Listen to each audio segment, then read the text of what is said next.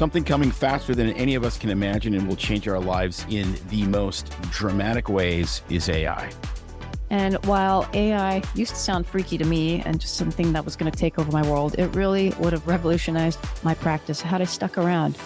Many of you know, I got so burnt out from charting. It was the big reason I left medicine because I was frustrated with the EMRs, the clunkiness, and the amount of time it took to learn them. Not only that, but not being able to sit and connect with the patient and look them in the eye, like one-on-one while you're actually interacting with them. The whole reason we went into medicine, not to do paperwork. Yeah, so that's why May and I have started working with Lindy.ai, which is fascinating. They help you produce the most efficient notes, fully customizable, which is different than some other AI products. So you can do what you do best, which is see patients and let the artificial intelligence scribe do the dirty work for you.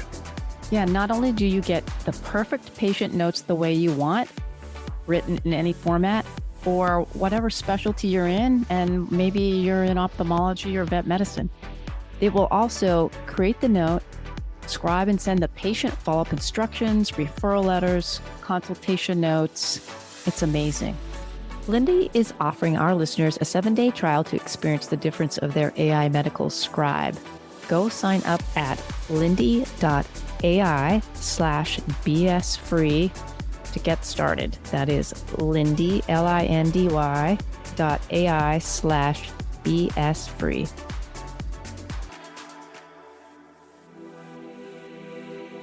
Finally, a source of raw, real, and honest information on healthcare issues that matter most. Welcome to BS Free MD.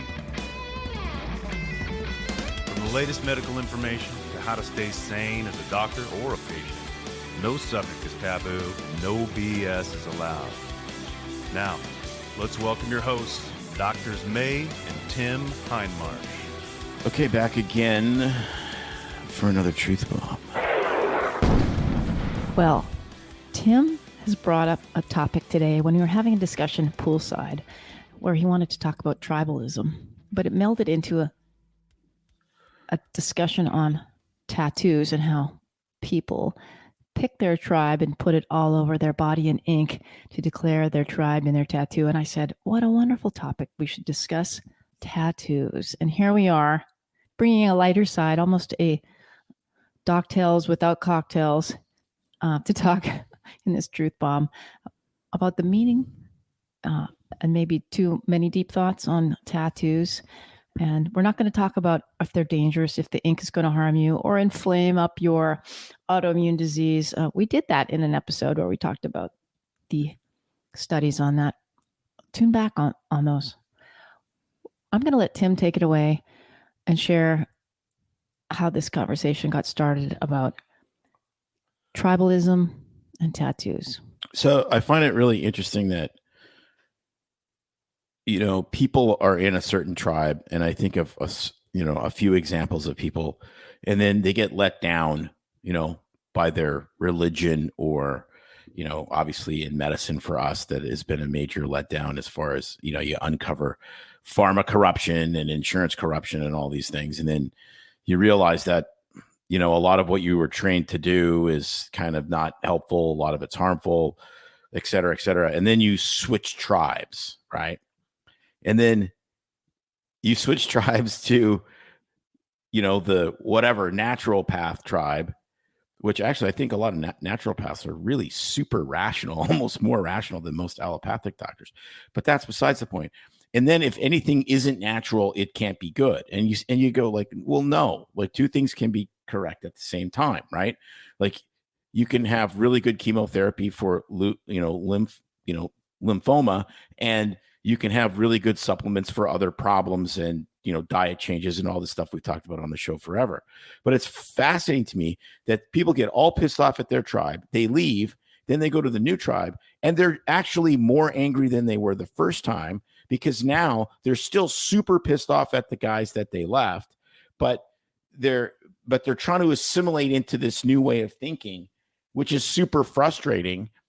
And I'm like, you just made an old problem worse. Well, maybe that's the old adage of if there's still a problem in the new tribe, maybe it's not the tribe, maybe it's you. Right. It's like that old, it's like, no, it's like those just motivational posters where the one is the chain, and then there's a link in the chain breaking, and it just says dysfunction. The only commonality in all of your dysfunctional relationships is you. Right. And so then taking this back to tattoos and to tribal, you couldn't have made a better metaphor for this than tribal tattoos that became popular in the 90s and early 2000s.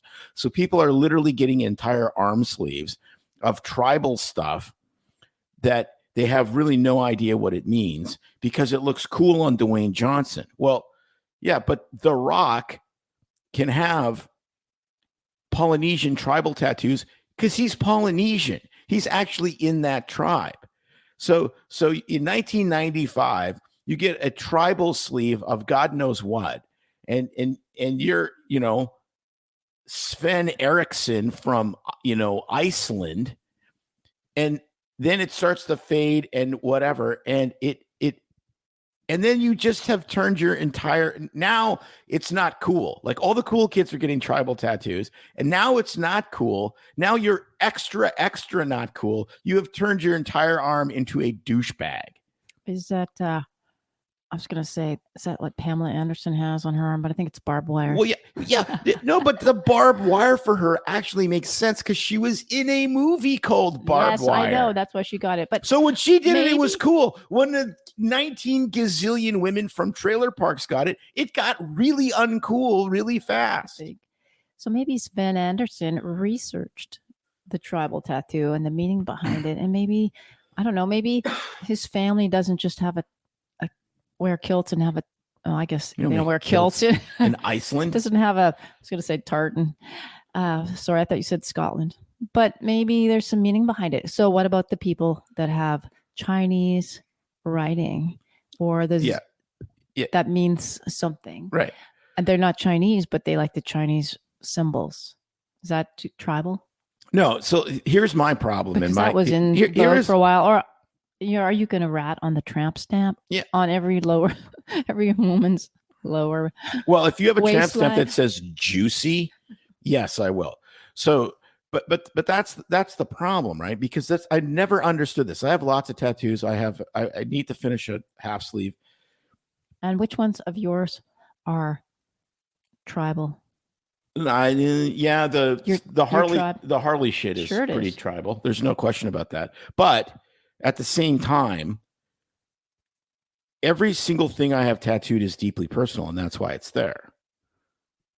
Like, and it's deeply personal for different times of your life. So you may not. So I have my children's baby feet from when they were newborns tattooed on my leg, and they're barefoot water skiing, which was something I did a lot. And the Harley stuff is super meaningful because of the group of guys I would ride with in Sturgis. And if I never go back there, it's fine. It's still super meaningful, and it reminds me of those times. What about your tramp stamp you have? Made in Canada. It's not really a tramp stamp, but it's pretty damn close. I'll give you that. Yes, it is. I'll give you that. Should we show the world where it's located and what it looks like? It's a meat stamp on your ass. That's the point. There you all can visualize It's like a USDA, but it's a Canadian version. Yep. Yes, and it has faded just like the greatness of the country of Canada. Faded or stretched? No, I'm kidding. It didn't stretch much. It kind of just faded. It has faded. Yeah. So and okay, Tim, what tribe? Speaking of tattoos and tribes, of which tribe does my precious body belong? To yours? Well, it would be like England. I don't have a tattoo. I know. So you should get like a British bulldog or something like that. And then there's those of us who belong to the tribe of no tattoos because various reasons can't commit to a tattoo because it's there with you forever. Yeah, see, that part of it doesn't bother me. And I don't know. I saw that really great meme. There's 3 old women, wrinkly skinned, leathered, gray haired, boobs to their waist. It's awesome. And they're sitting on a dock and they're covered. Like they're the ones literally that have the neck tattoo, full sleeves, legs. They're walking art, saggy old art, but it still looks kind of, I don't know. It's really, I like it. It really says they put their heart on their sleeve, so to speak, and they wear it proudly, and they're beautiful old women, and I kind of like it. So I don't know, maybe it's time to start getting tatted up. Yeah, I mean, you couldn't have said it better. You literally are wearing your heart on the sleeve, which I think that, and like my friends that have numerous tattoos, that's the people I'm close to. It's exactly what it is. It's they lost a parent or a child, or they had, there's a particular verse that means something to them, or they're, these different experiences or avocations or whatever. I mean, my entire left upper arm is dedicated to bullshit in medicine.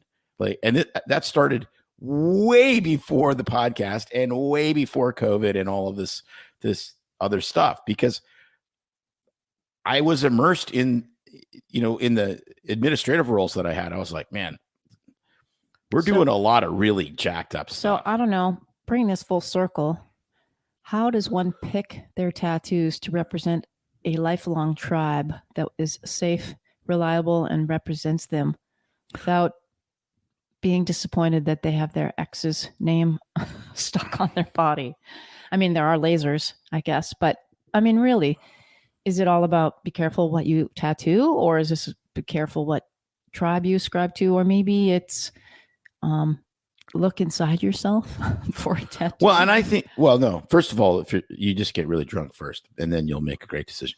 No, I think the issue, the issue for me to go back to the tribalism stuff is, I've said this a gazillion times on the show. Two things can be true at the same time. And when we forget that, like, tribalism is fascinating because humans are so fiercely tribal that we forget the give and take in life, and that no tribe's perfect. And even though they might be 80% correct in your estimation, there's still 20% that's BS, and you still have to call BS on the 20% in your club, or else you're not being honest. We've had this before. We've talked about if we're not calling BS on ourselves and how we change our minds and how data, drives you, then you're not driven by data. You're driven by tribalism. And if the last 4 years hasn't taught us anything, that is way more powerful than the tribalistic force is way more powerful than any amount of data. It just is. That's how humans behave. And I just find it unbelievably intriguing and kind of mystifying, but it's helpful, because if you understand that when you're relating to other people and you're having other arguments and all that, and you get their tribe, you can say, okay, well, that's fine, but what about this? And we'll see.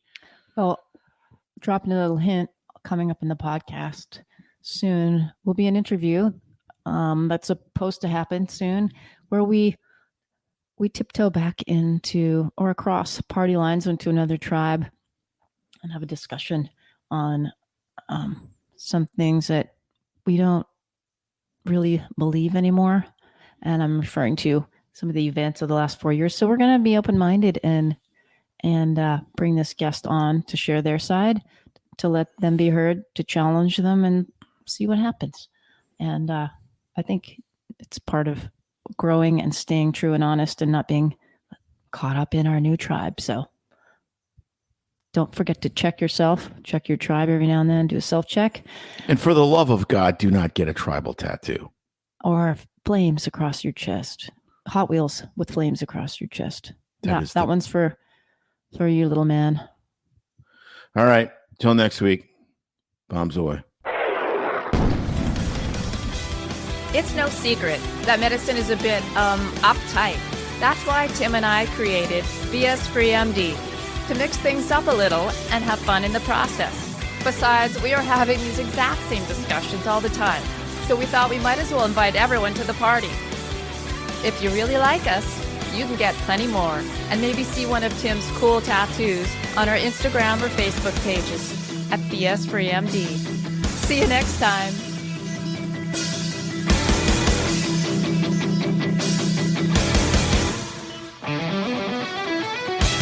Well, we try to keep BS Free MD as raw and real as possible, We can't be held responsible for any medical decisions or discussions had as a result of what you've heard on the show.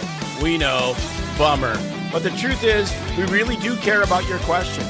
So feel free to reach out to us by email at doc@bsfreemd.com.